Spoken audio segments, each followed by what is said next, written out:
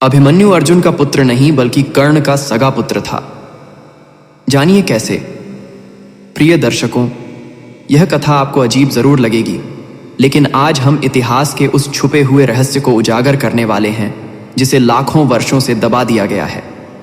लेकिन कहीं ना कहीं तमिल ग्रंथों में किसी ना किसी रूप में इस छुपे रहस्य को जीवित रखा गया है।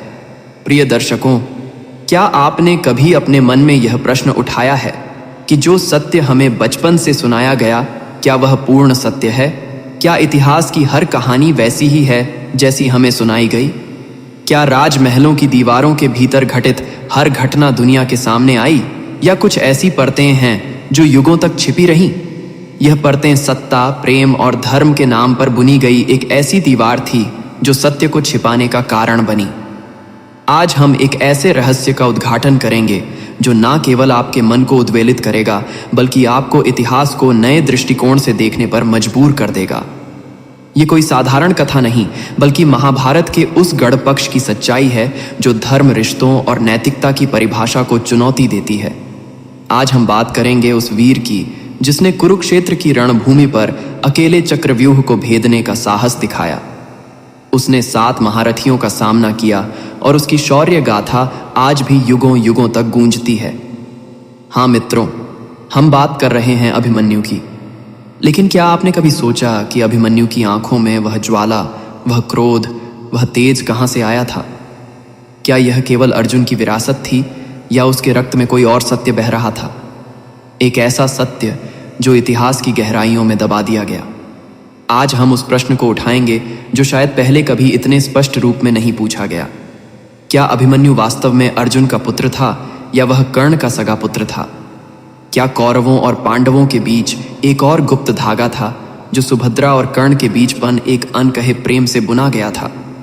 क्या श्री कृष्ण ने धर्म और सत्ता की रक्षा के लिए इस सत्य को राजमहल की दीवारों में कैद कर दिया?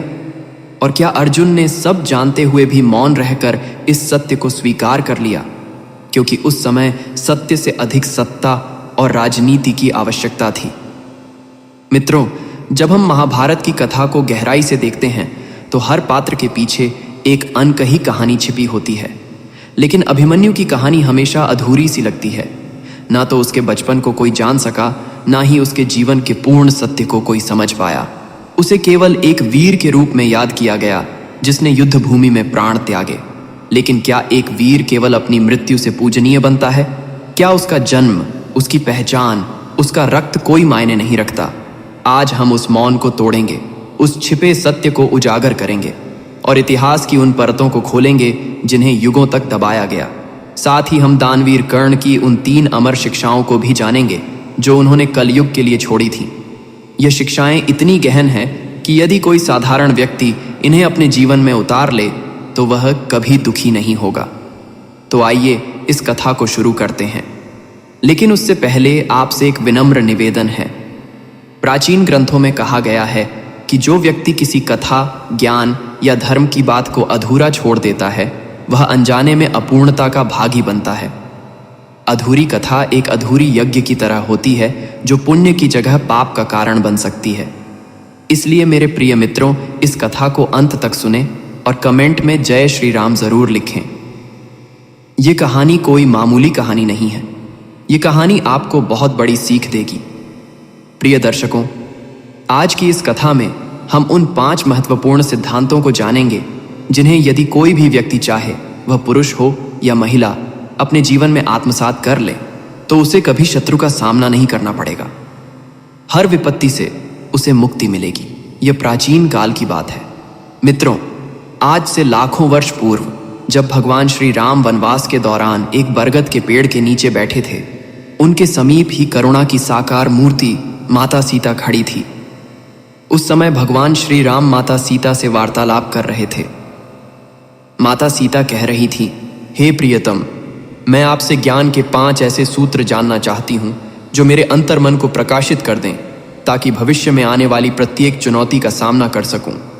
तब भगवान श्री राम माता सीता को एक कथा सुनाते हुए कहते हैं, हे सीते, मैं तुम्हारे इस प्रश्न का उत्तर एक कथा के माध्यम से दूंगा। हे सीते, मैं तुम्हें आज एक कथा के माध्यम से 5 बातें बताने वाला हूं। तुम इस कथा को पूरी एकाग्रता से सुनना। इसे जो भी मनुष्य सुन और समझ लेता है उसे सदैव के लिए दरिद्रता से मुक्ति मिल जाती है और वह कभी किसी धोखे का शिकार नहीं होता। इसलिए हे सीते, मैं चाहता हूं कि तुम इस कथा को पूर्ण ध्यान से सुनो।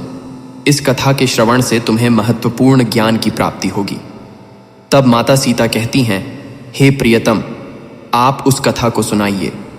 मैं आपको वचन देती हूं कि मैं आपके द्वारा सुनाई गई कथा को अवश्य पूरा सुनूंगी। तब भगवान श्री राम कथा सुनाना आरंभ करते हैं और कहते हैं, हे सीते, प्राचीन समय की बात है।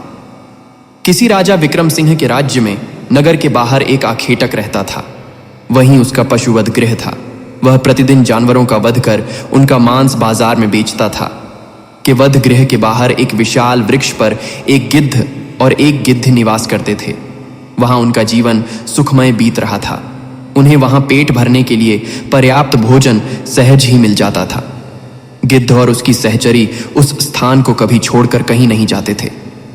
एक दिन गिद्धी कहती है, हे स्वामी, आज अत्यधिक शीत पड़ रही है। रात्रि बिताना अत्यंत कठिन हो रहा है। कोई ऐसी कहानी सुनाओ जिससे हमें कुछ ज्ञान मिले और हमारी रात सहजता से कट जाए। अपनी सहचरी की ऐसी बात सुनकर गिद्ध कहता है, हे प्रिय, आज मैं तुम्हें आंखों देखी एक ऐसी कथा सुनाऊंगा जो अत्यंत ज्ञानवर्धक और प्रेरणादायक है।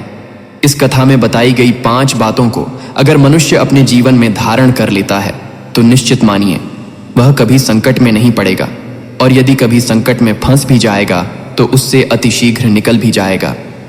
यह कहानी बड़ी ही रोचक और जीवन में हमें बहुत ज्ञानवर्धक सीख देने वाली है। जरा ध्यान देकर सुनना। गिद्ध कहता है, हे गिद्धी, यह उस समय की बात है जब मेरा तुमसे विवाह नहीं हुआ था। इस वृक्ष पर मैं अकेला ही रहता था और मेरे कुछ अन्य साथी भी थे।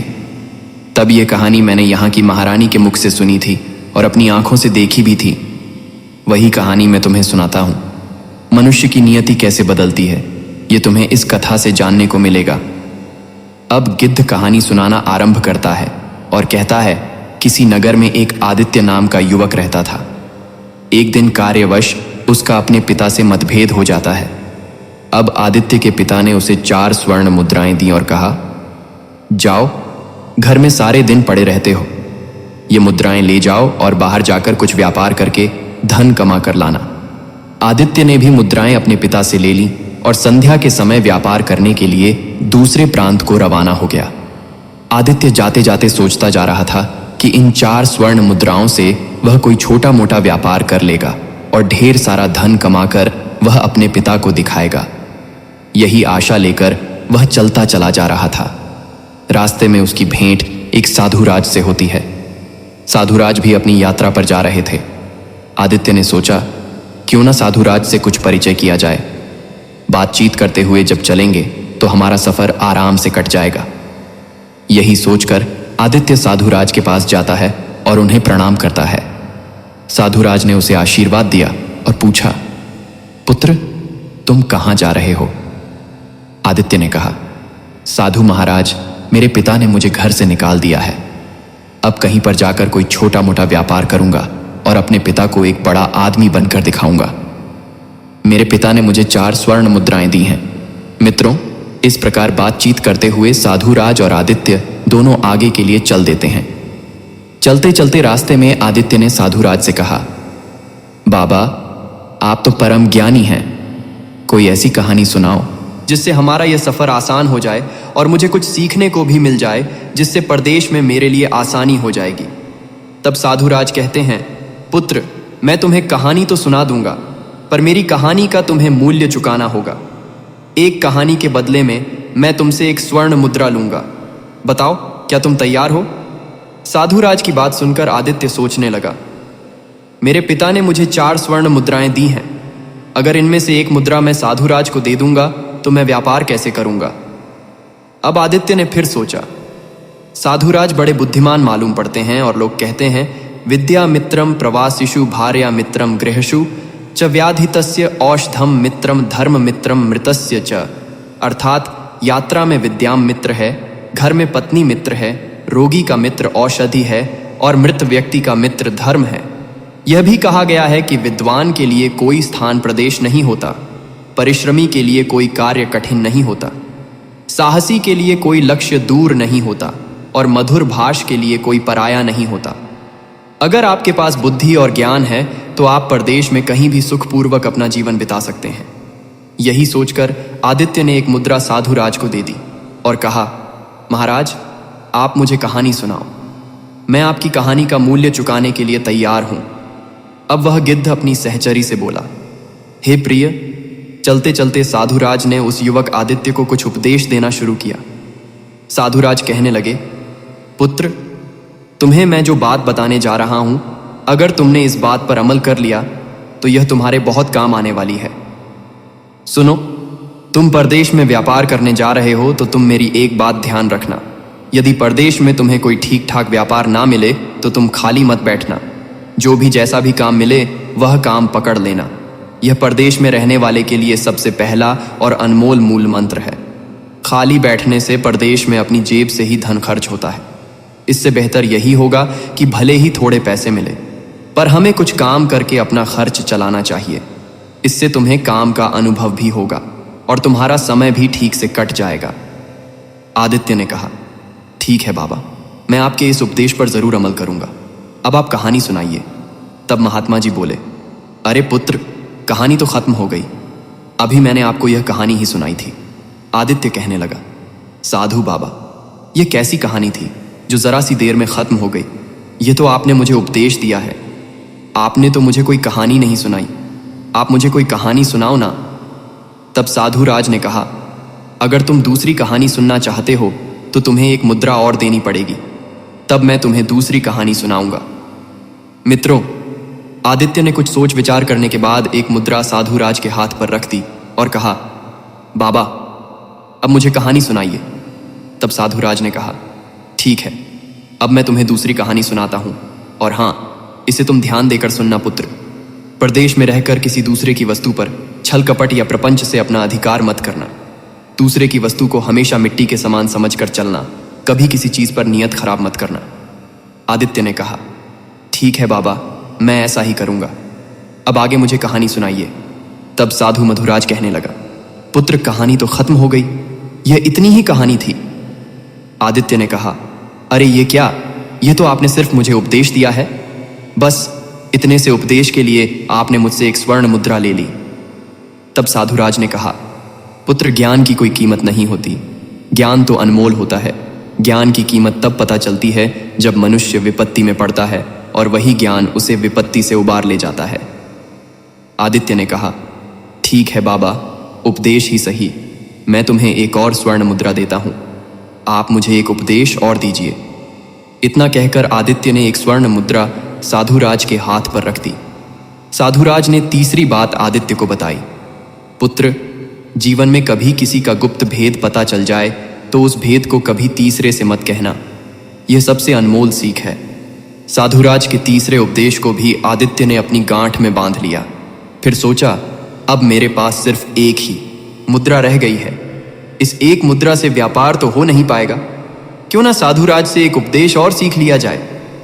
यही सोचकर आदित्य ने वह चौथी मुद्रा भी साधुराज के हाथ पर रख दी और बोला, साधु महाराज, अब आप मुझे एक उपदेश और दे दीजिए। साधुराज ने कहा, पुत्र, ठीक है, मैं तुम्हें चौथा उपदेश देता हूं और यह उपदेश जिंदगी के लिए बहुत अनमोल है। इसे सदैव याद रखना। यदि तुम्हें कभी रास्ते में कोई प्रेम से बुलाकर बैठने को कहे तो तुम्हारा चाहे कितना ही कीमती काम हो, उसे छोड़कर तुम 2 मिनट उसके पास जरूर बैठना। उसके साथ 2 मिनट बिताया गया समय तुम्हारे बहुत काम आ सकता है। इस प्रकार साधुराज ने आदित्य को चौथा उपदेश दिया। आदित्य कहने लगा, बाबा, आपके उपदेश वास्तव में बहुत कीमती हैं। अब मेरे पास कोई पैसा नहीं बचा है, वरना 2-4 उपदेश मैं आपसे और सुन लेता। तब साधुराज कहता है, पुत्र, किसी के उपदेश को, किसी की शिक्षा को बिना मूल्य चुकाए नहीं ग्रहण करना चाहिए। फिर भी तुम कहते हो तो एक उपदेश मैं तुम्हें अपनी तरफ से देता हूं जिसका तुमसे कोई मूल्य नहीं लिया जाएगा, और वह उपदेश है, परदेश में रहकर किसी दुराचारी स्त्री का भरोसा मत करना। दुराचारी स्त्री का कोई पता नहीं होता कि उसके दिमाग में क्या है और दिल में क्या है। मित्रों, यह 5 उपदेश देकर साधुराज ने कहा, पुत्र, हमारा तुम्हारा साथ बस इतनी ही देर का था। पास में ही मेरा आश्रम है और अब मैं अपने आश्रम पर जा रहा हूं। इतना कहकर साधुराज अपने आश्रम पर चले जाते हैं। आदित्य अब वहां से अकेला आगे बढ़ता है, परंतु उसके दिमाग में एक बात चल रही थी कि साधुराज ने 5 उपदेशों के बदले मुझसे 4 स्वर्ण मुद्राएं ले ली। साधु को भला धन से क्या मतलब? साधु संत तो वैरागी होते हैं। धन दौलत का त्याग करके ही वे साधु बनते हैं। फिर साधुराज ने मुझसे स्वर्ण मुद्राएं क्यों ली? मैं यह बात जब लौट कर अपने नगर जाऊंगा तब साधु से जरूर पूछूंगा। तब आदित्य ने सोचा, चलो जो भी है, साधुराज की यह 5 बातें बड़ी ही कीमती मालूम पड़ती हैं। मैं इन्हें सदैव याद रखूंगा। मित्रों, अब आदित्य के पास कोई पैसा नहीं बचा था। अब वह इस चिंता में था कि परदेश में जाकर वह क्या करेगा, क्या खाएगा, कैसे अपना व्यापार शुरू करेगा। यही सब बातें सोचते सचते वह एक नगर में पहुंच जाता है। नगर में पहुंचकर वह किसी नौकरी की तलाश करने लगता है, क्योंकि धन तो उसके पास था नहीं। अब आदित्य ने सोचा, चलो कोई नौकरी ही कर लेते हैं, क्योंकि साधुराज ने भी कहा है कि परदेश में खाली नहीं बैठना चाहिए। छोटा मोटा जो भी काम मिल जाए उसे ही करना चाहिए। नौकरी की तलाश में आदित्य इधर उधर लोगों से पूछता फिर रहा था। तभी उसकी भेंट एक राजा विक्रम सिंह के सेवक से होती है। जो राजा विक्रम सिंह की अश्वशाला का सेवक था उसका नाम था वीरसेन। वीरसेन राजा विक्रम सिंह के यहाँ रहकर उनके अश्वों की देखभाल करता था। तब उसने देखा कि एक आदमी जो कि आदित्य था वह नौकरी की तलाश में घूम रहा है। तो वीरसेन ने उसे अपने पास बुलाया और कहा, भाई, तुम्हें काम की तलाश है और मुझे राजा विक्रम सिंह छुट्टी नहीं दे रहे हैं। घर पर मेरी माँ बहुत बीमार है। काफी दिनों से मैं अपनी माँ को देखने नहीं जा पा रहा हूं। राजा विक्रम सिंह ने मुझसे कहा है कि तुम एक शर्त पर घर जा सकते हो। अगर तुम अपनी जगह किसी और को काम पर लगा दो, तुम अपने घर चले जाओ। वीरसेन ने आदित्य से कहा, एक काम करो भैया, मेरी जगह पर 1 माह के लिए तुम काम कर लो। जो भी वेतन मिलेगा वह वेतन तुम रख लेना। जब मैं अपनी माँ को देखकर लौट आऊंगा तब तुम कोई और काम तलाश कर लेना। वीरसेन की बात सुनकर आदित्य ने सोचा, इधर उधर घूमकर समय नष्ट करने से अच्छा है कि 1 माह तक मैं इसकी जगह पर ही काम कर लूं। उसके बाद मेरे पास भी कुछ पैसे हो जाएंगे। मैं शहर में नया आया हूं, 1 महीने में मैं यहाँ के लोगों को समझ भी लूंगा। यही सोचकर आदित्य वीरसेन की जगह काम करने के लिए तैयार हो जाता है। वीरसेन आदित्य को लेकर राजमहल में जाता है। वहां के राजा विक्रम सिंह प्रताप सेन बड़े ही बुद्धिमान और प्रतापी राजा थे। उनकी एक पुत्री थी जिसका नाम अनन्या था। अनन्या बहुत ही सुंदर थी और अभी अभी उसने यौवन की पहली सीढ़ी पर कदम रखा था। राजा विक्रम सिंह अपनी पुत्री से बहुत प्यार करते थे, क्योंकि अनन्या उनकी इकलौती पुत्री थी। मित्रों, राजा विक्रम सिंह को अश्व पालने और अश्व सवारी करने का बड़ा ही शौक था। एक से बढ़कर एक अच्छी नस्ल वाले उनके यहाँ सहस्रों अश्व पले हुए थे। उन अश्वों की देखभाल के लिए राजा विक्रम सिंह ने कई सेवक लगा रखे थे। उन्हीं में से एक वीरसेन था। प्रत्येक सेवक के हिस्से में 2-2 अश्व थे। उन्हें खिलाने पिलाने के लिए राजा विक्रम सिंह उन्हें बराबर राशन और दाना घास देते थे। इधर मित्रों, आदित्य को लेकर वीरसेन राजा विक्रम सिंह के पास पहुंचता है और हाथ जोड़कर राजा विक्रम सिंह से कहता है, महाराज, मैं कुछ दिनों के लिए अपनी बीमार मां को देखने के लिए गांव जा रहा हूं। जब तक मैं लौट कर नहीं आता तब तक मेरे स्थान पर यह व्यक्ति काम करेगा। इसका नाम आदित्य है और यह बड़ा मेहनती है। साथ ही यह बड़ा ही ईमानदार व्यक्ति है। हे राजन, मेरी मां बहुत बीमार है, मुझे आपकी आज्ञा चाहिए। राजा विक्रम सिंह ने कहा, वीरसेन, इसमें आज्ञा की क्या बात है? यदि यह व्यक्ति तुम्हारे भरोसेमंद है तो इसे जाकर अपना काम समझा दो और जाओ, जाकर अपनी मां को देख आओ। लेकिन ध्यान रहे, हमारे अश्वों की देखरेख में जरा भी लापरवाही नहीं चलेगी। अगर हमारे अश्वों की देखरेख में जरा भी लापरवाही हुई तो उसके लिए हम इसे नहीं तुम्हें दंड देंगे। वीरसेन ने कहा, ठीक है महाराज, आपको शिकायत का अवसर नहीं मिलेगा। मैं इसे सारा काम अच्छे से समझा दूंगा। इस प्रकार राजा विक्रम सिंह की आज्ञा लेकर वीरसेन आदित्य को लेकर अश्वशाला में जाता है। वहां जाकर आदित्य ने देखा तो वहां पर हजारों अश्व बंधे थे। वीरसेन ने आदित्य से कहा, देखो आदित्य, मेरे हिस्से में राजा विक्रम सिंह ने 10 अश्व दिए हैं। तुम्हें 10 अश्वों की देखभाल करनी है, इनको दाना खिलाना है और इनकी मालिश करनी है। आदित्य ने कहा, ठीक है मित्र, मैं यह काम बड़ी ईमानदारी और पूरी निष्ठा के साथ करूंगा, तुम इसकी चिंता मत करो। उसके बाद वीरसेन आदित्य को अपना कमरा दिखाता है और कहता है, आज से तुम इसी कमरे में रहोगे। इस प्रकार वीरसेन आदित्य को जिम्मेदारी सौंपकर अपने नगर के लिए चला जाता है। इधर अश्वों की देखभाल के लिए आदित्य अपने काम में लग जाता है। वह प्रतिदिन अश्वों की मालिश करता था, उन्हें नहलाता धुलाता था, उसके बाद उन्हें दाना खिलाता था। मित्रों, राजा विक्रम सिंह के यहाँ से प्रत्येक सेवक के लिए अश्वों को खिलाने के लिए 20 किलो चना दिए जाते थे। आदित्य ने उन चनों को एक पोटली में बांधा और अपनी अश्वशाला में जाकर पानी में भिगोकर उन्हें कूट पीसकर अश्वों को खाने को डाल दिया। जब उसे अपने काम से छुट्टी मिलती थी तब उसने सोचा, क्यों ना बाकी सेवकों के साथ बैठकर कुछ बातचीत कर ली जाए। यही सोचकर आदित्य उन सेवकों के पास जाकर बैठ जाता है जो राजा विक्रम सिंह के अन्य अश्वों की देखभाल करते थे। उसने देखा कि सारे सेवक इकट्ठे होकर एक कमरे में बैठकर मद्यपान कर रहे थे और उनके अश्व अभी भी भूखे बंधे थे।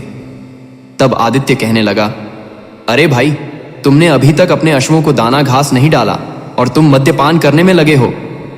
उन सभी सेवकों ने कहा, अरे भाई, बिना अपना काम खत्म किए हम कभी नशा पानी नहीं करते हैं। हम सब अपने अश्वों को खुराक डाल चुके हैं, उसके बाद ही यहां बैठकर मद्यपान करने आए हैं। आदित्य ने देखा कि राजा विक्रम सिंह के यहां से अश्वों के लिए जो चने मिले थे वह अभी भी उन सेवकों के पास में रखे थे। आदित्य ने कहा, अरे भाई, क्यों झूठ बोल रहे हो? तुम्हारे पास अभी भी बहुत सारे चने कूटने के लिए पड़े हैं और तुम कह रहे हो कि हमने अपने अश्वों को दाना घास डाल दिया है। तब उन सेवकों में से एक ने जवाब दिया, भैया, हमारे पास जो चने रखे हैं ये चने अश्वों को खिलाने के लिए नहीं है, इनको तो हम बाजार में बेचकर अपनी मदिरा का इंतजाम करते हैं। आदित्य ने पूछा, फिर अश्वों को क्या खिलाते हो? तब उन सेवकों ने जवाब दिया, राजा विक्रम सिंह हमें 20 किलो चना देते हैं, हम 5 किलो चना आशुओं को खिला देते हैं और बाकी के चने बेचकर अपना नाश्ते पानी का इंतजाम करते हैं। सेवकों का यह बर्ताव आदित्य को अच्छा नहीं लगा।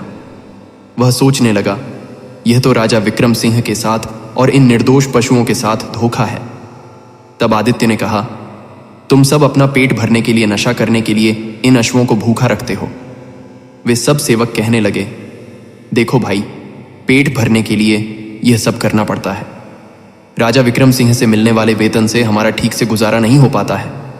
और हां, फिर भी धन से किसका पेट भरा है? तुम भी ऐसा किया करो। तुम्हें कौन रोकता है? तुम्हें तो वीरसेन ने यहां रखा है, इसीलिए हमने यह बात तुम्हें बता दी। तुम यह बात किसी और से मत कहना, वरना तुम्हारे साथ अच्छा नहीं होगा। मित्रों, आदित्य उन सबकी बातें सुनकर चुपचाप अपने कमरे में लौट आता है, क्योंकि वे कई सारे थे और आदित्य बेचारा अकेला। ऊपर से उन सब ने मद्यपान कर रखा था। वह अपने कमरे में पहुंचकर सोचने लगा, वे लोग ठीक कहते हैं, कल से मैं भी ऐसा ही करूंगा। बेईमानी करके मैं भी खूब सारा पैसा इकट्ठा कर लूंगा। मुझे यहां सिर्फ 1 महीना ही तो रहना है। वीरसेन के आते ही वह मुझसे ये काम छीन लेगा। तब तक मैं कुछ पैसे कमा लूं, उसके बाद मैं कोई व्यापार कर लूंगा। मित्रों, वह गिद्ध अपनी सहचरी को आगे कहानी सुनाते हुए कहता है, हे प्रिय। अपनी चारपाई पर लेटा आदित्य ऐसा सोच रहा था, तभी उसे साधुराज की दूसरी बात याद आ जाती है कि किसी दूसरे के धन पर छल, प्रपंच और कपट से अपना अधिकार नहीं करना चाहिए। दूसरे का धन, दूसरी की वस्तु मिट्टी के समान समझनी चाहिए। उसके ऊपर कभी अपनी नीयत खराब नहीं करना चाहिए। यह बात याद आते ही आदित्य के विचार बदल जाते हैं। वह सोचने लगा, मैं भूखा रह लूंगा, लेकिन यह पाप का धन कभी नहीं खाऊंगा। मित्रों, उसी दिन से आदित्य बड़ी ईमानदारी के साथ अपने अश्वों की देखभाल करते हुए हर समय उनकी देखभाल करता था। 1 महीने के अंदर आदित्य के 10 अश्व एकदम हृष्ट पुष्ट और खूब तंदुरुस्त दिखने लगे, जबकि बाकी के सेवक दाने की चोरी करते थे, अश्वों को कम खिलाते थे। इसीलिए उनके अश्व कमजोर होते चले गए। एक दिन दरबार में राजा विक्रम सिंह ने अपने महामंत्री से कहा, महामंत्री जी, बहुत दिन हो गए हैं, मैंने अपने अश्वों की दौड़ नहीं देखी है। आप सेवकों को सूचित कर दो कि वे सब अपने अश्वों को लेकर मैदान में आ जाएं। कल मैं अश्व दौड़ की प्रतियोगिता रखूंगा। राजा विक्रम सिंह ने जैसे कहा था, महामंत्री ने वैसा ही सेवकों को आदेश दे दिया। अश्वशाला के सभी सेवक अश्वों को अच्छी तरह से नहला धुलाकर खूब सजाकर अपने अश्वों को लेकर खाली मैदान में पहुंच गए। अब राजा विक्रम सिंह ने जब अश्वों पर दृष्टि डाली तो उन्होंने देखा कि सारे अश्व बहुत कमजोर थे, बिल्कुल मरियल से, और आदित्य के 10 अश्व बड़े ही हृष्टपुष्ट और सुडोल थे। वे दौड़ने के लिए फराफर कर रहे थे। यह देखकर राजा विक्रम सिंह को क्रोध आ जाता है। उन्होंने अपने महामंत्री से कहा, महामंत्री जी, हमारे सारे अश्व बड़े ही स्वस्थ थे, लेकिन मैं मात्र 10 अश्वों को ही स्वस्थ देख रहा हूं। बाकी के सब अश्व बहुत कमजोर हो गए हैं। ये इतने कमजोर कैसे हो गए? क्या सेवक इन्हें खिलाते पिलाते नहीं हैं? मुझे तो ऐसा लगता है कि सेवकों ने इन्हें खिलाने पिलाने में लापरवाही की है। तब राजा विक्रम सिंह ने आदित्य के पास पहुंचकर आदित्य के अश्व देखे। अश्व एकदम स्वस्थ और फुर्तीले थे। उन अश्वों को देखकर राजा विक्रम सिंह बड़ा प्रसन्न होते हैं। राजा विक्रम सिंह ने अगले दिन आदित्य को दरबार में बुलाया और कहा, तुम वही हो जिसे वीरसेन ने अपने स्थान पर रखा है? आदित्य ने जवाब दिया, हाँ महाराज, मैं वही हूं। राजा विक्रम सिंह ने पूछा, तुम्हारे अश्व एकदम हृष्टपुष्ट हैं, बाकी के अश्व इतने कमजोर क्यों हैं, जबकि मैं अश्वों की खाद्य सामग्री बराबर बराबर मात्रा में भिजवाता हूं? यही जानने के लिए मैंने तुम्हें यहां बुलाया है। राजा विक्रम सिंह के पूछने पर आदित्य ने कहा, महाराज, मैं इस बात का रहस्य तो आपको बता दूंगा, लेकिन यह बात मैं तभी बताऊंगा जब अश्वशाला के बाकी सेवक यहां मौजूद होंगे।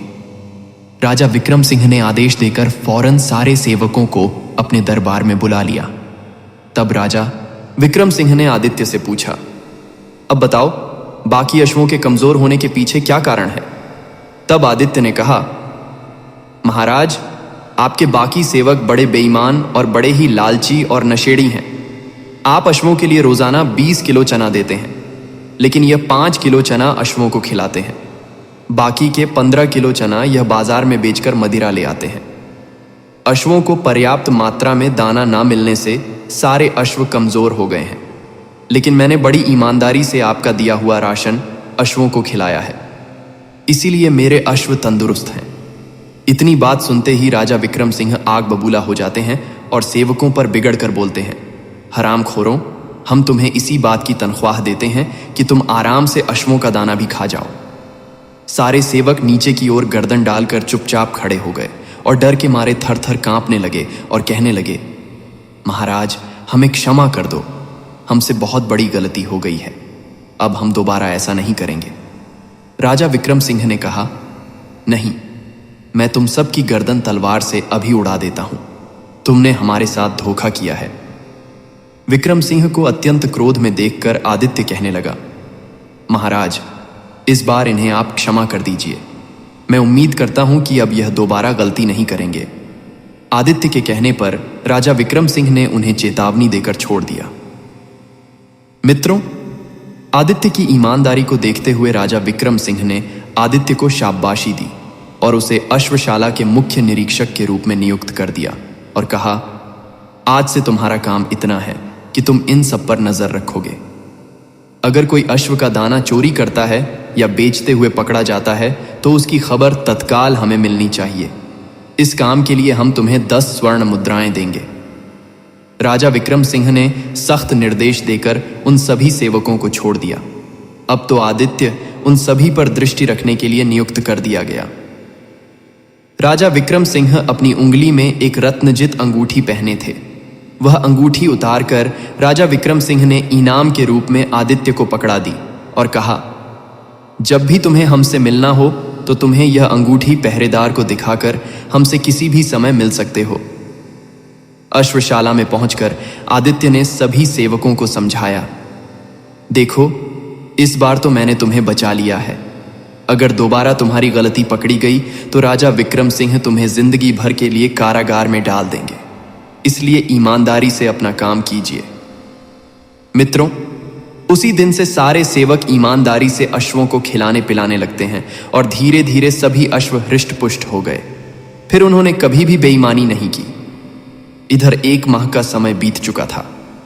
उधर वीरसेन जब अपनी मां से मिलकर अपनी नौकरी पर लौटता है तो वह जैसे ही अश्वशाला में पहुंचता है सारे सेवकों ने उसे घेरकर आदित्य की करतूत वीरसेन को बताई कि हमारी चोरी आदित्य ने राजा विक्रम सिंह को पकड़ा दी और राजा विक्रम सिंह ने उसे अश्वशाला का मुख्य निरीक्षक बना दिया है। वीरसेन ने कहा, तुम लोग चिंता ना करो, मैं वापस आ गया हूं, अब तो उसे यहां से जाना ही पड़ेगा। तभी सभी सेवकों ने कहा, नहीं भाई, वह यहां से नहीं जाएगा, क्योंकि राजा विक्रम सिंह ने उसे हम सब की देखभाल करने के लिए नौकरी पर रख लिया है। मित्रों, उसके बाद वीरसेन आदित्य के पास जाता है और आदित्य उस समय कमरे में लेटा हुआ था। वीरसेन को देखकर आदित्य एकदम खुश हो जाता है और कहता है, मित्र तुम आ गए, तुम्हें देखकर मुझे बड़ी खुशी हुई। वीरसेन आदित्य के पास में बैठ जाता है। उसके बाद आदित्य वहां जो घटना घटी थी उसके बारे में वीरसेन को बताता है। वीरसेन कहने लगता है, तुमसे पहले मुझे इस बात का पता लग चुका है। उसके बाद दोनों साथ साथ बैठकर भोजन करते हैं और भोजन करने के बाद अपने अपने बिस्तर पर लेट जाते हैं। वीरसेन मन ही मन आदित्य से बहुत जल रहा था, क्योंकि राजा विक्रम सिंह ने उसे उससे भी बड़े पद पर नौकरी दे दी थी और उसने सेवकों की चोरी राजा विक्रम सिंह को पकड़ाई थी। इसलिए वीरसेन उससे जलने लगा था। क्योंकि मित्रों, आपको बता दें कि वीरसेन भी चोरी करता था और उसे आदित्य का यह बर्ताव बिल्कुल पसंद नहीं आया। वीरसेन आदित्य को नीचा दिखाना चाहता था, उससे बदला लेना चाहता था।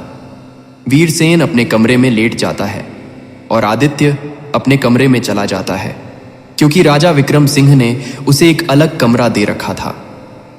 उस दिन आकाश में बादल छाए हुए थे, हल्की हल्की वर्षा हो रही थी, विद्युत चमक रही थी। उधर राजकुमारी अनन्या की आंखों में नींद नहीं थी, क्योंकि मित्रों आपको बता दें कि वीरसेन और राजा विक्रम सिंह की पुत्री के बीच में प्रेम प्रसंग चल रहा था। राजकुमारी वीरसेन से मिलने आया करती थी। आज राजकुमारी को पता चल गया था कि वीरसेन अपने नगर से लौट आया है। उसने सोचा कि आदित्य तो अब चला ही गया होगा। राजकुमारी रात में अपने महल से बाहर टहल रही थी। वह काम पीड़ा से जल रही थी, उसकी बेचैनी बढ़ती जा रही थी। वह अपने प्रेमी वीरसेन से मिलने के लिए उसके कमरे में जाती है। संयोग से उसी समय आदित्य किसी काम से उधर ही घूमने आता है। अचानक जैसे ही आदित्य वीरसेन के कमरे के पास पहुंचता है, उसे वीरसेन के कमरे से किसी स्त्री की आवाज सुनाई देती है। आदित्य ने कमरे के अंदर झांक कर देखा तो वीरसेन के साथ राजकुमारी अनन्या को देखकर उसकी आंखें फटी की फटी रह गईं। आदित्य यह सब देखकर चुपचाप अपने कमरे की ओर चला जाता है। उधर वीरसेन ने राजकुमारी से कहा, हे प्रिय, इस समय आदित्य हमारी राह का सबसे बड़ा कामटा है। कुछ भी करके तुम आदित्य को मरवा दो तो हम निश्चिंत हो जाएंगे। राजकुमारी ने कहा, प्राणनाथ, ये कितनी बड़ी बात है, तुम चिंता क्यों करते हो? मैं पिताजी से कहकर इसे मृत्युदंड दिलवा दूंगी। आदित्य पहले ही अपने कमरे में जा चुका था। उधर आदित्य सोच रहा था कि वीरसेन राजा विक्रम सिंह की आंखों में धूल झोंक कर उनकी बेटी से प्रेम कर रहा है। यह तो राजा विक्रम सिंह के साथ धोखा है। मुझे यह खबर राजा विक्रम सिंह को देनी चाहिए। आदित्य यही सोचकर राजा विक्रम सिंह को संदेश देने के लिए राजमहल की ओर चलने लगता है। तभी उसे साधु राज की वह तीसरी बात याद आ जाती है कि अगर किसी का गुप्त भेद पता चल जाए तो उसे किसी तीसरे से नहीं कहना चाहिए, वरना खुद मुसीबत में पड़ सकते हो। यही बात सोचकर आदित्य के कदम थम जाते। वह सोचने लगा, अगर यह बात मैंने राजा विक्रम सिंह को बताई तो हो सकता है कि राजा विक्रम सिंह मेरी बात का विश्वास ना करें और कहेंगे कि तू मेरी बेटी को झूठे बदनाम कर रहा है। उल्टा मैं ही राजा विक्रम सिंह के क्रोध का भोजन बन जाऊंगा। यही सोचकर आदित्य अपने कमरे में लौट आता है और चुपचाप अपनी चारपाई पर लेट जाता है। उधर राजकुमारी अनन्या अपने कमरे में चली जाती है और अपने कमरे में पहुंचकर उसने अंदर से दरवाजा बंद कर लिया और जोर जोर से रोने चिल्लाने लगी। बचाओ बचाओ की चीख पुकार मचाने लगी। राजकुमारी का शोर सुनकर राजकुमारी के सेवक, सेविकाएं, दास दासियां सभी जाग जाते हैं। आनन फानन में राजा विक्रम सिंह को खबर दी गई। दौड़ते हुए राजा विक्रम सिंह भी अपनी पुत्री के कमरे में जाते हैं और अपनी पुत्री से पूछते हैं, पुत्री क्या हुआ, तुम क्यों रो रही हो? मित्रों, वीरसेन के कहने पर राजकुमारी अनन्या ने छलावा रचा था। वह एकदम से कहने लगी, पिताजी, आपने जिस सेवक को नौकरी पर रखा है आपके इस सेवक ने मेरे साथ जबरदस्ती की है। वह रात में मेरे कमरे में आया था और मेरी इज्जत लूटने का प्रयास करता रहा। जब मैं चीखी चिल्लाई तब खिड़की से कूदकर भाग गया। आपके द्वारा दी गई अंगूठी का उसने नाजायज फायदा उठाया है। अंगरक्षकों को वह अंगूठी दिखाकर महल के अंदर घुस गया होगा। पुत्री के मुख से यह बात सुनकर राजा विक्रम सिंह एकदम आग बबूला हो जाते हैं और कहने लगे, पुत्री, तुम चिंता मत करो। उस दुष्ट की इतनी हिम्मत कि वह हमारे महल में घुस आया और मेरी ही पुत्री पर ऐसी नियत रखी। पुत्री, तुम चिंता मत करो, मैं अभी उसे बुलाकर उसकी खबर लेता हूं। राजकुमारी ने कहा, पिताजी, उसकी खबर लेने से कोई फायदा नहीं है। उसकी गुस्ताखी के लिए उसे जब तक मृत्युदंड नहीं दिया जाएगा तब तक मैं अन्न जल ग्रहण नहीं करूंगी। राजा विक्रम सिंह ने कहा, पुत्री, ऐसा ही होगा। कल मैं उसे मृत्युदंड दूंगा। राजकुमारी को आश्वासन देकर राजा विक्रम सिंह अपने महल की ओर चले जाते हैं। इधर राजकुमारी मन ही मन बड़ी प्रसन्न होने लगी। सोचने लगी, वाह जी, आज मेरा षड्यंत्र सफल हो गया। अब मेरे और वीरसेन के बीच में कोई बाधा नहीं आएगी। उसके बाद राजकुमारी निश्चिंत होकर अपने बिस्तर पर सो गई। राजा विक्रम सिंह अपने सैन्य कक्ष में जा पहुंचे, परंतु उनकी आंखों से नींद उड़ चुकी थी। वह सोच रहे थे, कल सुबह मैं आदित्य को दरबार में बुलाकर मृत्युदंड दे दूंगा। परंतु तभी उनके दिमाग में एक दूसरा विचार आता है। राजा विक्रम सिंह सोचने लगा, अगर दरबारी लोग मुझसे पूछेंगे कि इस सेवक को किस बात का मृत्युदंड दिया गया है तो मैं क्या कहूंगा? अगर मैं बताऊंगा कि इसने मेरी बेटी की इज्जत लूटने का प्रयास किया है तो इसमें मेरी ही बदनामी होगी। लोग पीठ पीछे मेरी बुराई करेंगे, मेरी इज्जत उछालेंगे। तब राजा विक्रम सिंह के दिमाग में एक दूसरा उपाय आता है। सोचा, मैं इसे कानून के तहत तो सजा नहीं दे सकता, मैं इसे किसी और के हाथों चुपचाप मरवा दूंगा। इससे किसी को पता भी नहीं चलेगा और मेरी बेटी पर बुरी दृष्टि डालने वाला भी अपनी करनी का दंड भोग लेगा। तब राजा विक्रम सिंह के दिमाग में विकराल नामक आखेटक का ध्यान आता है। तब वह सोचने लगा, मैं कल इसे आखेटक के हाथों मरवा दूंगा। यही सब बात सोचते सचते राजा विक्रम सिंह सो जाते हैं और अगले दिन जब सोकर उठते हैं और टहलने के लिए जाते हैं तो टहलते टहलते नगर से बाहर उस विकराल आखेटक के वध गृह पर पहुंच जाते हैं। आखेटक ने देखा कि राजा विक्रम सिंह स्वयं मेरे पास चलकर आए हैं तो वह एकदम से राजा विक्रम सिंह के चरणों में गिरकर बोला, महाराज, आपने यहां आने का कष्ट क्यों किया? मुझे खबर भिजवा देते, मैं स्वयं आपके पास चला आता। राजा विक्रम सिंह ने कहा, नहीं, यह काम तो मुझे आकर ही करना था। मुझे तुमसे कुछ जरूरी काम करवाना है।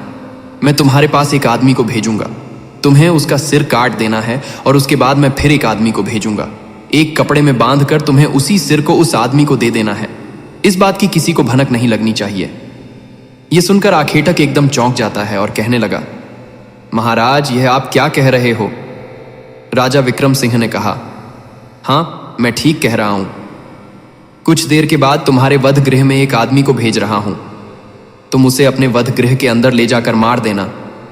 इस काम के बदले हम तुम्हें बहुत इनाम देंगे। यदि तुमने यह काम नहीं किया तो हम तुम्हें और तुम्हारे परिवार को कारागार में डलवा देंगे। राजा विक्रम सिंह की धमकी सुनकर आखेटक डर जाता है और वह राजा विक्रम सिंह से कहता है, महाराज, आप चिंता मत करो। आप जिसे भेजोगे मैं उसका सिर काटकर उसके धड़ को जानवरों के कटे हुए अंगों के साथ मिलाकर बाहर फेंकवा दूंगा और उसके सिर को आपके पास भिजवा दूंगा। मित्रों, आखेटक को आदेश देकर राजा विक्रम सिंह अपने महल को लौटते हैं। उधर आखेटक उस राजा विक्रम सिंह के भेजे हुए आदमी की प्रतीक्षा करने लगता है। महल में पहुंचकर राजा विक्रम सिंह ने सैनिकों के द्वारा आदित्य को बुलवाया और जब आदित्य राजा विक्रम सिंह के पास पहुंचा तब राजा विक्रम सिंह ने आदित्य से कहा, आदित्य, मैं तुम्हें किसी जरूरी काम से नगर से बाहर भेजना चाहता हूं और मुझे विश्वास है कि यह काम सिर्फ तुम ही कर सकते हो। आदित्य ने कहा, बताइए महाराज, मेरे लिए क्या आज्ञा है? मैं आपके लिए कुछ भी करने को तैयार हूं। तब राजा विक्रम सिंह कहता है, हे आदित्य, तुम्हें इसी समय जरूरी काम से एक आखेटक के पास जाना है और वह जो चीज तुम्हें चुपचाप दे उसे ले आना। लेकिन एक बात का विशेष ध्यान रखना, यह काम तुम्हें बिल्कुल गुप्त रूप से करना है। किसी को पता नहीं चलना चाहिए। आदित्य ने कहा, जो आज्ञा महाराज, मैं आपके काम के लिए अभी जाता हूं। इतना कहकर आदित्य फौरन उस आखेटक के पास चल देता है। आदित्य के मन में यह विचार आ रहा था कि राजा विक्रम सिंह का इतना जरूरी काम कौन सा आ गया जो राजा विक्रम सिंह मुझसे करवा रहा है।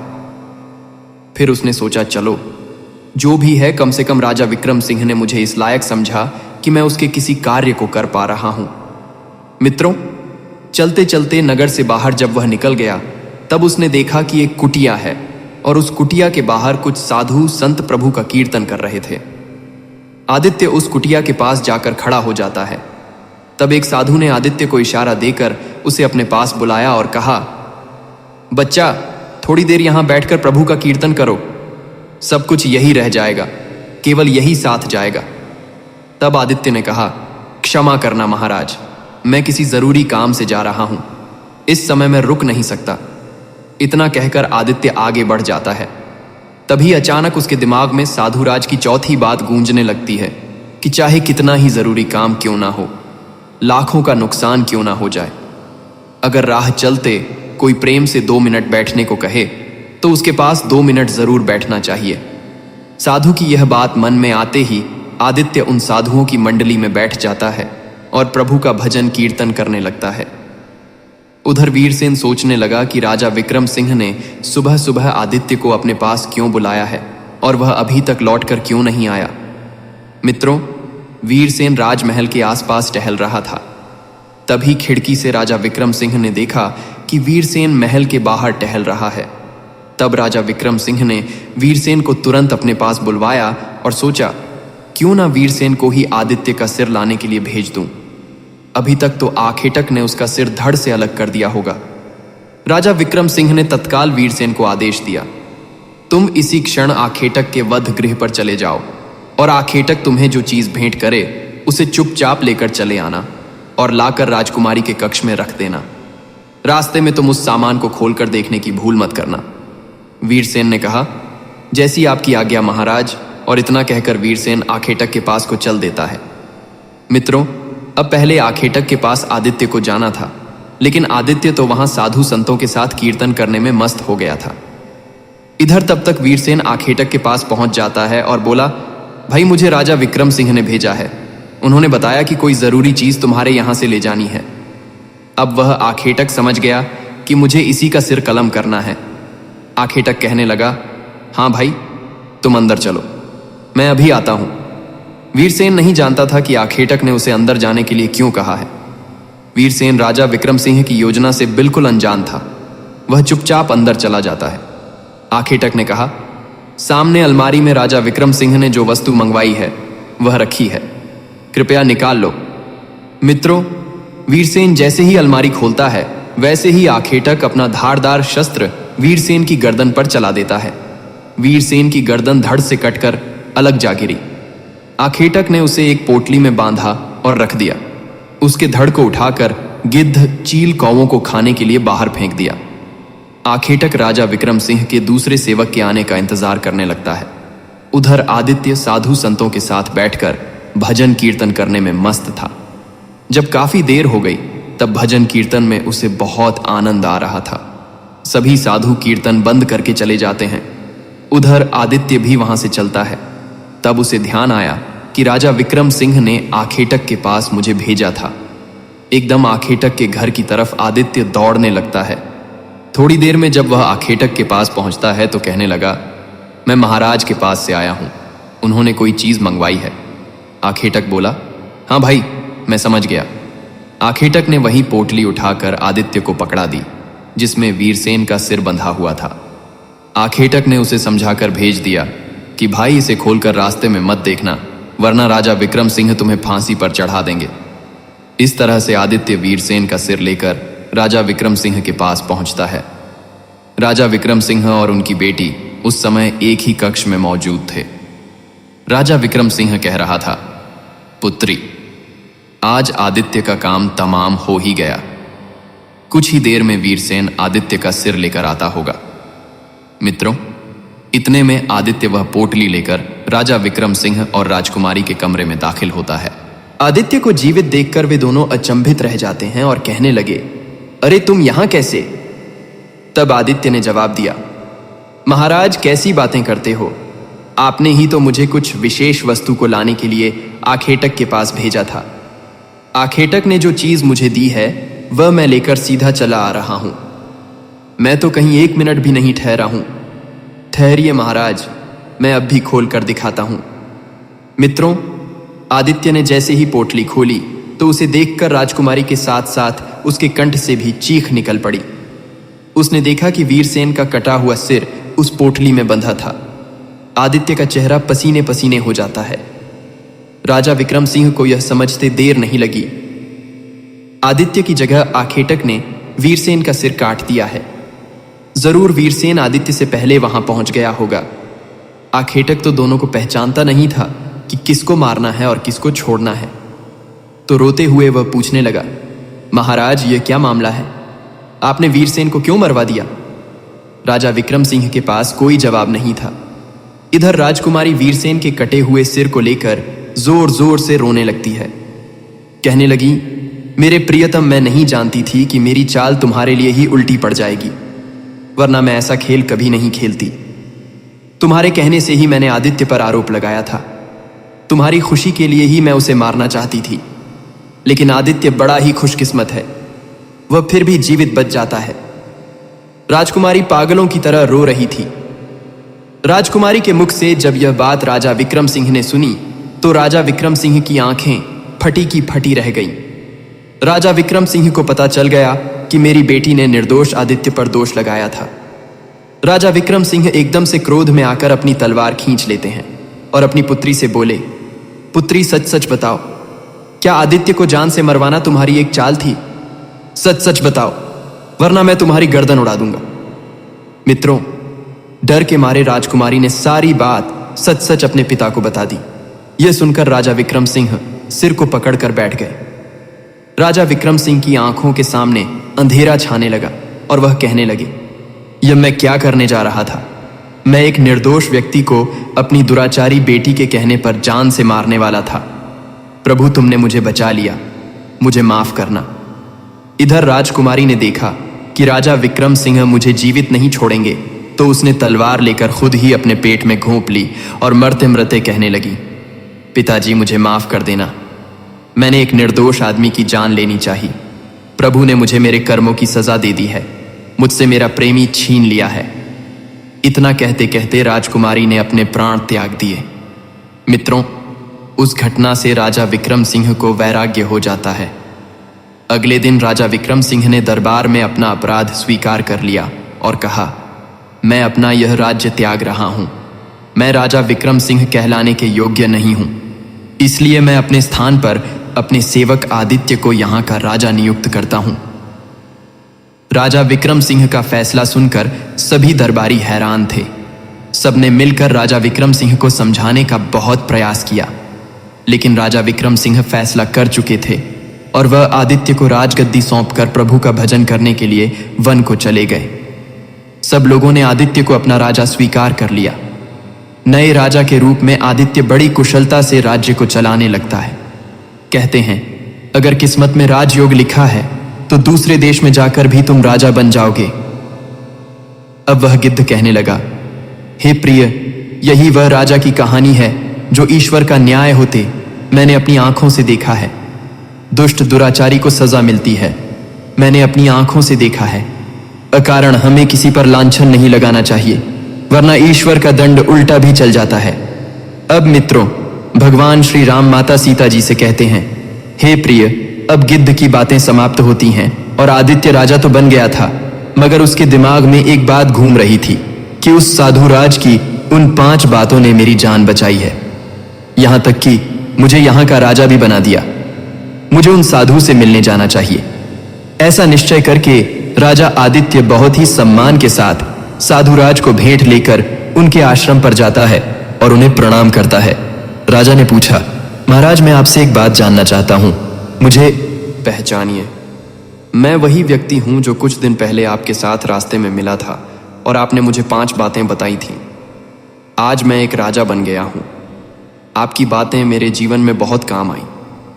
मैं यह जानना चाहता हूं कि आप तो एक साधु संत हैं और मोह माया से अलग हैं, कहते हैं कि मोह माया से अलग होने के बाद ही एक साधु बनता है। फिर आपने मुझे 5 बातें बताने के बदले में मुझसे वह स्वर्ण मुद्राएं क्यों ली थीं? आप मुझे उपदेश बिना कीमत लिए भी दे सकते थे, परंतु आपने एक एक उपदेश के लिए एक एक स्वर्ण मुद्रा ली। तब साधुराज कहता है, हे पुत्र, कहते हैं मुफ्त की चीज को लोग जीवन में ठीक से उपयोग में नहीं लाते।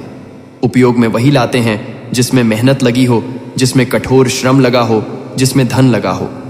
मुफ्त की वस्तु को लोग मुफ्त के धन को पानी की तरह उड़ाते हैं। अगर मैं आपको ज्ञान मुफ्त में देता तो शायद आप उसका पालन नहीं करते, क्योंकि आपके पास से उन बातों के बदले में सोने की 4 मुद्राएं गई थीं। इसीलिए मनुष्य को चाहिए कि वह मुफ्त की चीज के पीछे ना पड़े, सदैव परिश्रम करके ही कमाकर खाए, वही फलदायी होता है। रही मेरे लोभ की बात, तो मेरे अंदर लेश मात्र भी लोभ लालच नहीं है। तुमने जो 4 स्वर्ण मुद्राएं मुझे दी थीं, वह आज भी मैंने संभाल कर रखी हैं। तुम चाहो तो अब इन्हें ले जा सकते हो। यह मेरे किसी काम की नहीं है, इन्हें ले जाकर गरीबों में बांट देना। साधुराज से मिलकर राजा आदित्य अपने पिता के घर जाता है। जब उसका पिता अपने पुत्र को एक राजा की अवस्था में देखता है तो उसे अपने पुत्र पर बहुत ही गर्व होता है। आदित्य अपने पिता से कहता है, पिताजी, आपका बहुत बहुत धन्यवाद। आज मैं राजा बन पाया हूं तो उसके पीछे का कारण केवल आप ही हैं। अगर आपने मुझे वह सोने की 4 मुद्राएं नहीं दी होती तो आज मैं कुछ भी नहीं होता। आदित्य अपने पिता का बार बार धन्यवाद करता है और नगर में आकर सुचारू रूप से राजकाज को चलाने लगता है।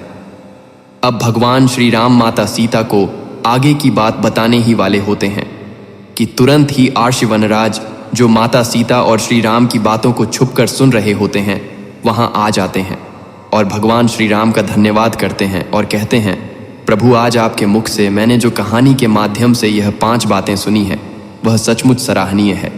मैं इनका विश्लेषण संपूर्ण विश्व में करूंगा। तब भगवान श्री राम कहते हैं, आर्षि वनराज, मुझसे कुछ छिपा नहीं है। मैंने आपको यहाँ आया हुआ देख लिया था, तभी मैंने सीता को यह ज्ञान की बातें बताई हैं।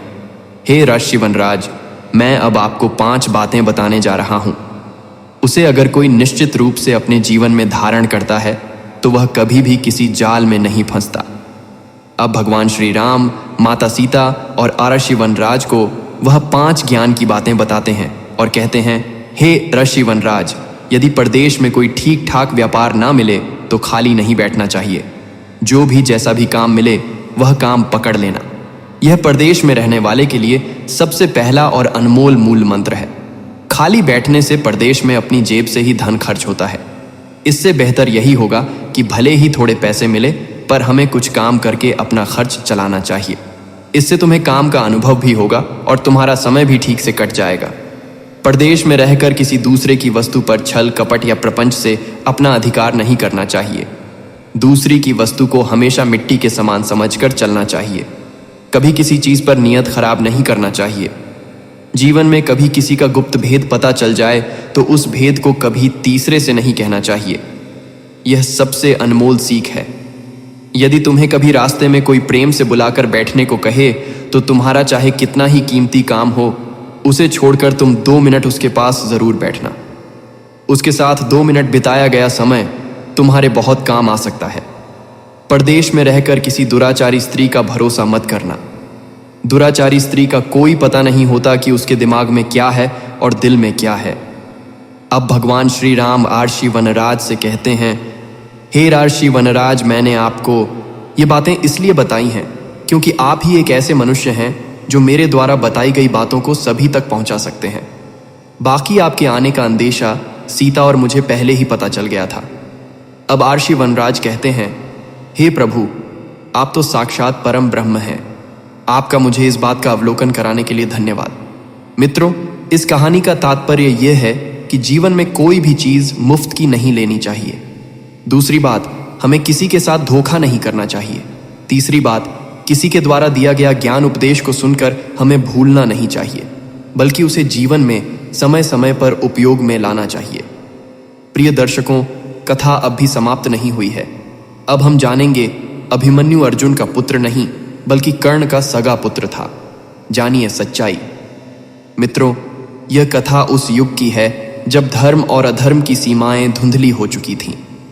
कुरुक्षेत्र का युद्ध नजदीक था और हस्तिनापुर की गलियों में सत्ता की चालें चली जा रही थी। उस समय श्री कृष्ण की बहन सुभद्रा, जिनका सौंदर्य, बुद्धि और शील अप्रतिम था, अविवाहित थी।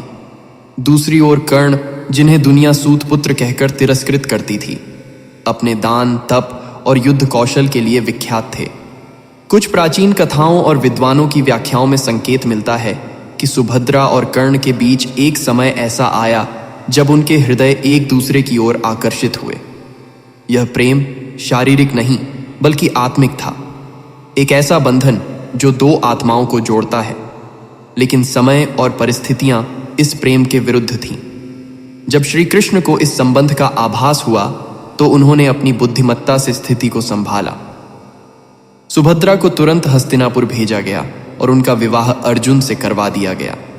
यह विवाह केवल दो व्यक्तियों का मिलन नहीं था, बल्कि एक राजनीतिक गठबंधन था जो पांडवों, पांचाल और मथुरा को एकजुट करता था। लेकिन इस गठबंधन के पीछे एक सत्य छिप गया। कुछ कथाएं कहती हैं कि सुभद्रा उस समय गर्भवती थी और उनके गर्भ में जो बालक था वह अर्जुन का नहीं बल्कि कर्ण का पुत्र था। यह बालक और कोई नहीं, अभिमन्यु था। मित्रों, इस बात को केवल कल्पना ना समझे। यदि हम अभिमन्यु के स्वभाव, उसके तेज और उसके साहस को देखें तो वह कर्ण से आश्चर्यजनक रूप से मेल खाता है। अभिमन्यु की आंखों में वही ज्वाला थी जो कर्ण की थी। उसका धैर्य, उसकी न्यायप्रियता, उसका युद्ध कौशल, यह सब कर्ण की विरासत की तरह प्रतीत होते हैं। जब अभिमन्यु कुरुक्षेत्र में चक्रव्यूह को भेदने गया तब वह केवल 16 वर्ष का था। फिर भी उसने 7 महारथियों को चुनौती दी, उन्हें घायल किया और कौरवों को पीछे हटने पर मजबूर किया। क्या यह सामर्थ्य किसी साधारण राजकुमार में हो सकता है, या यह उस वीर की विरासत थी जिसने सूर्य को भी चुनौती दी थी? महाभारत के कुछ गढ़ प्रसंगों में एक और संकेत मिलता है। जब कर्ण ने पहली बार अभिमन्यु को देखा तो उसके हृदय में एक अजीब सी हलचल हुई।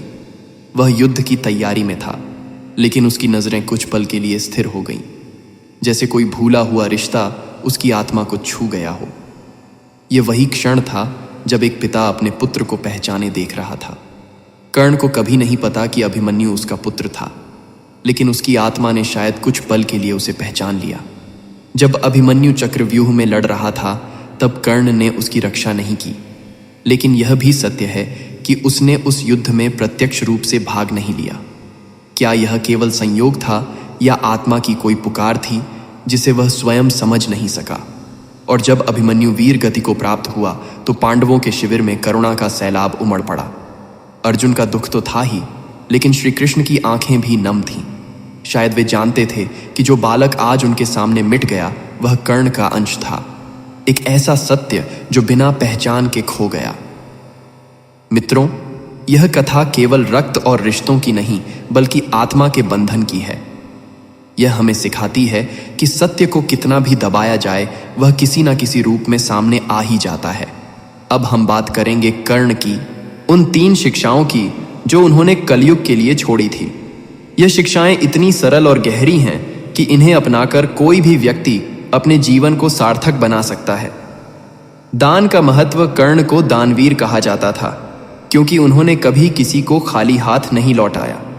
उनकी पहली सीख है, जो तुम्हारे पास है उसे जरूरतमंदों के साथ बांटो। दान केवल धन का नहीं बल्कि समय, ज्ञान और प्रेम का भी होता है। जो व्यक्ति दूसरों की मदद करता है वह कभी अकेला नहीं रहता। साधुराज ने आदित्य को 5 अनमोल उपदेश दिए और अंत में 4 स्वर्ण मुद्राएं लौटाकर कहा कि वह इन्हें गरीबों में बांट दे। यह साधुराज का ज्ञान और धन का दान था जो कर्ण की दानवीरता से मेल खाता है। साधुराज ने यह सिखाया कि दान का मूल्य तभी है जब वह जरूरतमंदों तक पहुंचे। सत्य और धैर्य कर्ण ने अपने जीवन में अपमान सहा, लेकिन कभी सत्य और धैर्य का साथ नहीं छोड़ा। उनकी दूसरी सीख है, चाहे परिस्थितियां कितनी भी विपरीत हों, सत्य के मार्ग पर चलो और धैर्य रखो। सत्य की जीत देर से हो सकती है, लेकिन वह अवश्य होती है। आदित्य ने अश्वशाला में अन्य सेवकों की चोरी का पता लगने पर सत्य का साथ दिया। उसने राजा विक्रम सिंह को सच बताया, भले ही इससे अन्य सेवकों का गुस्सा उस पर उतर सकता था। उसने धैर्य के साथ यह जोखिम उठाया क्योंकि उसे विश्वास था कि सत्य की जीत होगी। जब राजकुमारी अनन्या ने उस पर झूठा आरोप लगाया, तब भी आदित्य ने धैर्य बनाए रखा और साधुराज की तीसरी सीख गुप्त भेद न बताने का पालन किया, जिसने उसकी जान बचाई। आत्मसम्मान कर्ण ने कभी अपने आत्मसम्मान को नहीं छोड़ा, चाहे समाज ने उन्हें कितना ही तिरस्कृत किया। उनकी तीसरी सीख है, अपने आप में विश्वास रखो, तुम जो हो उस पर गर्व करो और किसी के सामने सिर न झुकाओ। कहानी में आदित्य एक साधारण युवक है जिसे उसके पिता ने घर से निकाल दिया था। फिर भी उसने अपने आत्मसम्मान को बनाए रखा और परदेश में मेहनत करने का फैसला किया। जब उसे अश्वशाला में काम मिला तो उसने बेईमानी के रास्ते को चुनने के बजाय अपनी नैतिकता और आत्मसम्मान को प्राथमिकता दी। अन्य सेवकों के दबाव के बावजूद उसने चोरी करने से इनकार किया और साधुराज की दूसरी सीख, दूसरे की वस्तु पर छल न करना का पालन किया।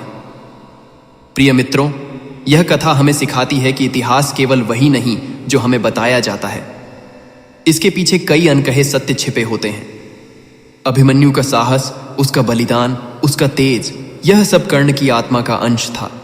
वह बालक जिसे समाज ने अर्जुन का पुत्र माना, शायद कर्ण का सगा पुत्र था। यह सत्य हमें यह सोचने पर मजबूर करता है कि क्या न्याय हुआ। क्या इतिहास ने अभिमन्यु और कर्ण के साथ उचित व्यवहार किया?